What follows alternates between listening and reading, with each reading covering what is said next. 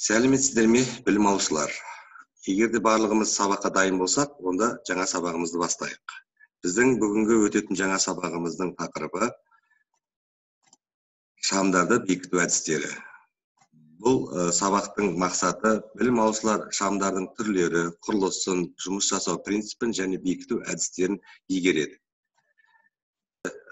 Жаңа сабағымызды бастайық. Жаңа сабағымыз бағана өздеріңізге айтып өткендей, шамдардың орналасу түрлері.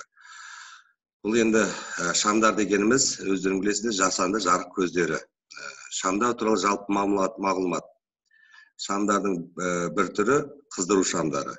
Жарық беру электр қондырғыларының негізгі элементі электр энергиясын жарық сәулесіне түрлендіруші шам болып табылады.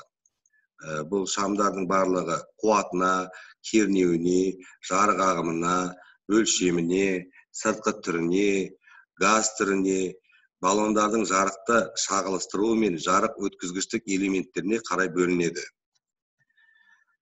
Жасанды жарық көздері көбінесе жарықтандыруға пайдаланылады. Сонымен қатар соңғы жылдарда жасанды жарық көздері сәулемен емдейтін құралдар мен аппараттарда кең қолданылуда.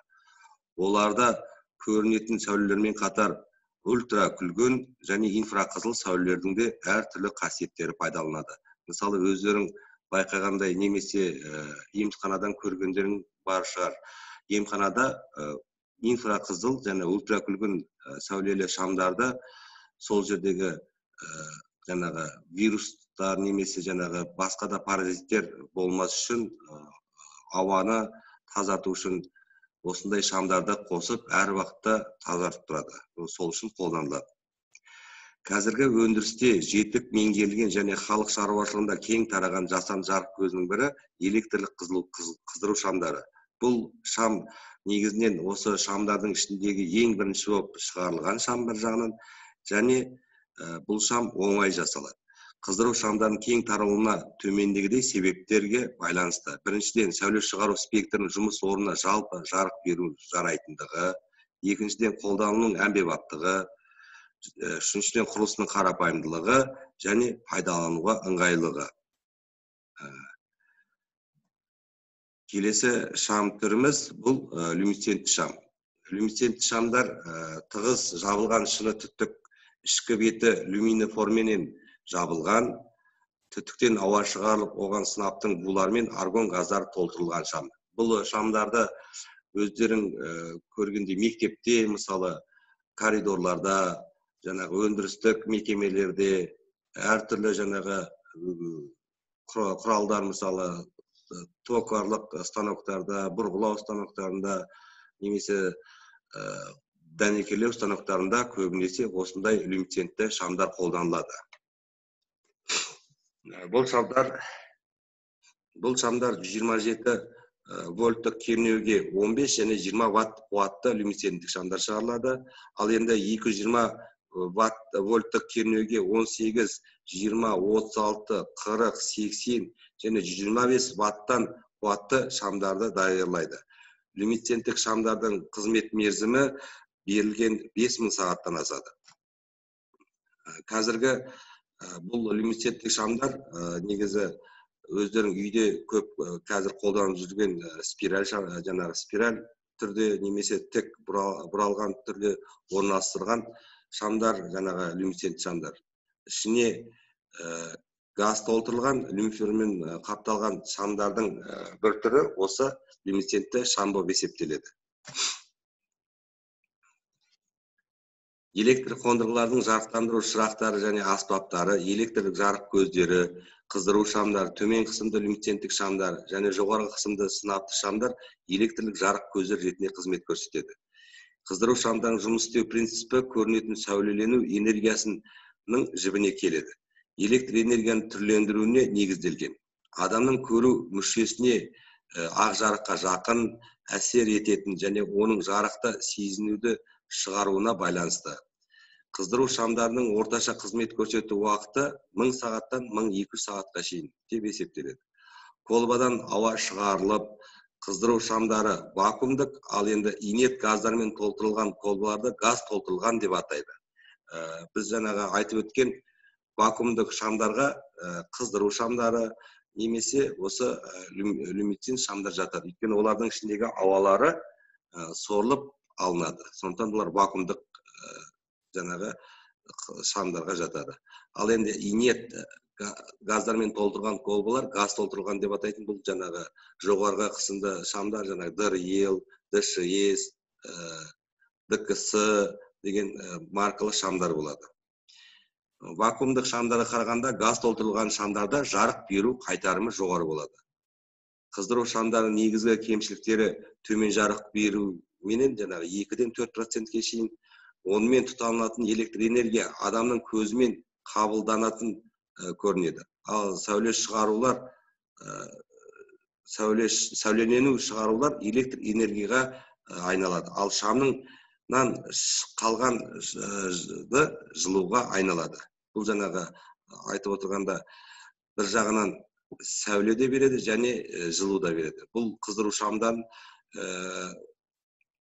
көбінесе жаңағы балапан шығаруға сондайда қолданылады, жаңағы үйде де қолданылады. Әртүрлі жаңағы қыздыру кезінде осындай қыздыру шамдары көп қолданылады.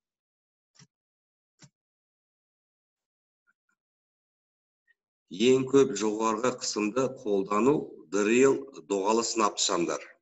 Бұл шамдар, доғалы сынап шамдар кварц оттығынан, колбадан және бұрандалы цокольден тұрады. Оттықтың ұштарына вольфрам сымынан жасалған қосымша және негізгі электродтардан дәнекерленген. Ал сынап және аргонның булары оттықтың ішіне толтырылған. Колбаның ішкі бетіне люминофор жұқа қабатпен жағылған. Доғалы сынапты шамдар қуаты 400-ден 1000 ваттқа шейін жоғарғы қуатты шамдарға орнатылады.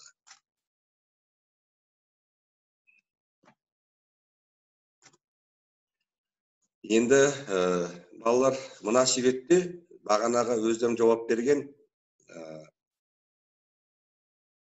сөндіргіштердің, ток көздерінің және тарату қорабының төбеден немесе еденнен қанша биіктікте, қанша төменде белгіленуі көрсетілген. Осы суретке қарап, алдыңға қазір қойылатын сұлбаларда өздерің сұлба сызуды маған көрсетіп бересіңдер.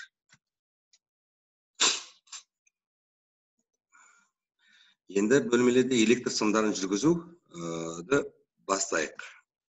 Бірінші алсақ, біз 4 бөлмелі үйді алдық. Осы 4 бөлмелі үйде біз жиһаздардың орналасу орнын белгілеп алған соң, розеткалар, жаңағы сөндіргіштер, шамдардың орнату орнын байқалаймыз. Мына жерде біз жаңағы ток көзі розеткалардың тұратын орындарын белгіледік. Енді шамдардың орындарын белгілейік. Бірінші біз бөлмені алдық, сызып, екінші сол бөлменің жаңағы есебін шығардық. Әр бөлмеде жаңағы жарық көзінің түсуіне байланысты сызып есебін шығардық. Және сол есепке қарай біз шамдардың орналасу орындарын белгіледік. Енді шамдардың орны анықталғаннан кейін олар ток көзіне қосып, сөндіру үшін сөндіргіштердің орнату орнын анықтаймыз.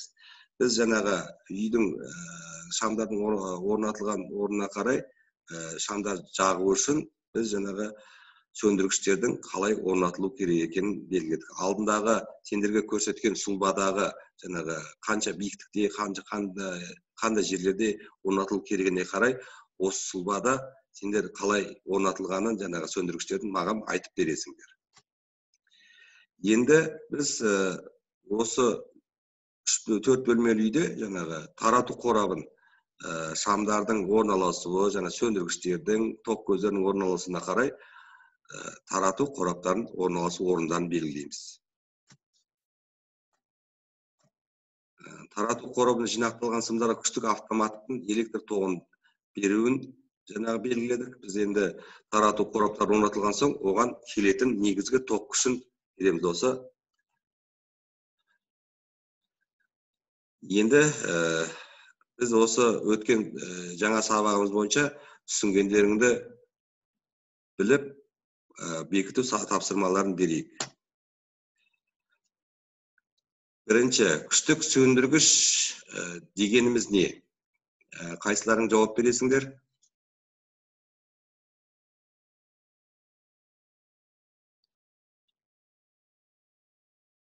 Иә, күштік сөндіргіш дегенimiz жанагы автомат. Бұл біз жанагы сұлбасын сызған үйдегі барлық келген ток күшінің үйге таратылуына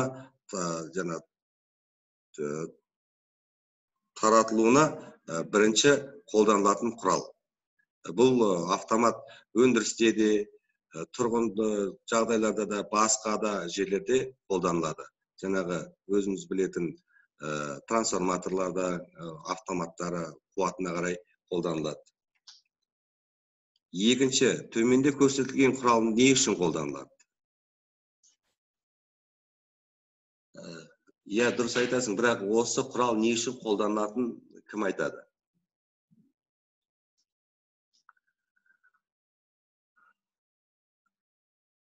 Дұрыс, енді мен толықтырып кетейін. Бұл қолмен бұрауыш, біз жанағы үйдің сұлбасын алдық қой, соған шамдарды, сөндіргіштерді, ток көздерін бекітуге арналады. Соларды қосуға, сол жанағы құрылғыларды жанағы жөндеуге, ашуға, бекітуге барлығына осы қол бұрауыш қолданылады. Былайша айтқанда отвертка. Үшінші, төменде көрсетілген шамның құрылысын түсіндіру. Қайсың осы сұлбаға қарап, жаңағы қандай шамның қалай орналасқанын түсіндіріп бере алады?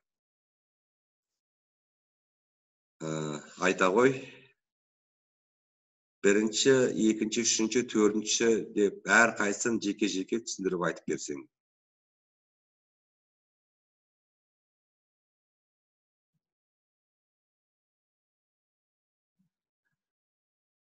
Дұрыс айтасың. Бірінші бұл жанағы вольфрам жіпше. Екінші сол вольфрам жіпше орнатылған шыны түтікше. Үшінші және вольфрам жіпшесі бекітілген электродтар. Төртіншісі цоколь. Иә, бесіншісі сол шамның сыртындағы, қыздыру шамның сыртындағы шыны қорғаныш. Дұрыс айтасың. Енді қыздыру шамның орташа қызмет көрсететін уақытын қайсыларың айтасыңдар? Бағанағы жаңа өткен сабақта біз айтып өттік. Дұрыс айтасың. Бұл қыздыру шамы 1000 сағаттан 1200 сағатқа шейін жаңағы жұмыс жасайды деп белгіленеді негізінде. Енді жұмыс орнында біз техникалық қауіпсіздік жүргізейік. Бағанағы шамдарды орнату, бекіту жұмыстарында, монтаж жұмыстарында, барлығы сол монтаж жұмыстарына жатады. Біз қандай техник қауіпсіздік ережелерін сақтауымыз керек? Ең басты.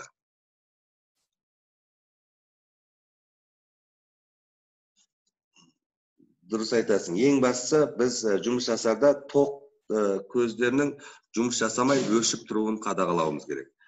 Енді бірінші біз жұмыс бастар бұрын арнайы киіміміз болу керек, және екінші арнайы аспаптарымыз.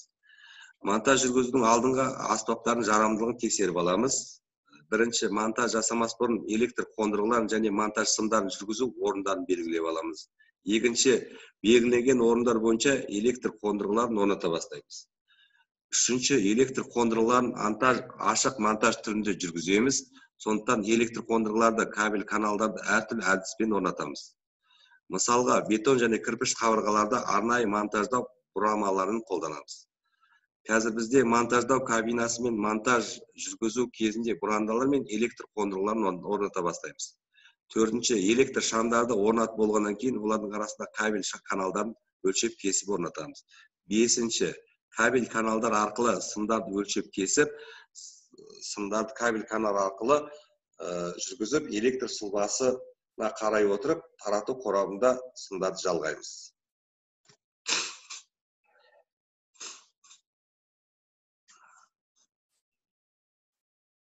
Білім алушылар жұмыс жасау кезінде қолданатын құрал-саймандармен таныстырайық. Бұнда біз жаңағы кескіш, қысқыш, тістеуік, қол бұрауыш және басқа киетін каска, өлшеуіш аспабы және осы аспаптардың жиынтығын асып жүруге болатын белдік немесе қорап, электр тасымалдау қорабы бар. Және бұл жерде изолента және жіп. Бүгінгі өткен сабағымыз түсінікті болды деп ойлаймын. Бүгінгі тапсырған тапсырмаларың, орындаған жауаптарыңа қарай осы бағалау критерий арқылы сіздерді бағалаймын. Енді мына бас бармақ тәсілі арқылы, егерде сабақты түсінгендеріңе қарай, менің WhatsApp-тағы чатыма осы белгілер арқылы жіберіп өтінемін. Үйге тапсырма. Бірінші тапсырма, мына сілтемедегі шамдарды бекіту әдісін көріп, соның сұлбасын жасап, маған жібересіңдер. Екінші, өз үйіңіздегі шамдардың бекіту сызбасын сызасыңдар, сұлбасын. Үшінші, үш басқышты сөндіргішті шамға жалғанудың сұлбасын сызу. Бұл жаңағы сіздерге берілетін үй тапсырмасы. Назарларыңызға рахмет. Келесі сабақта кездескенше қош сау болыңыздар.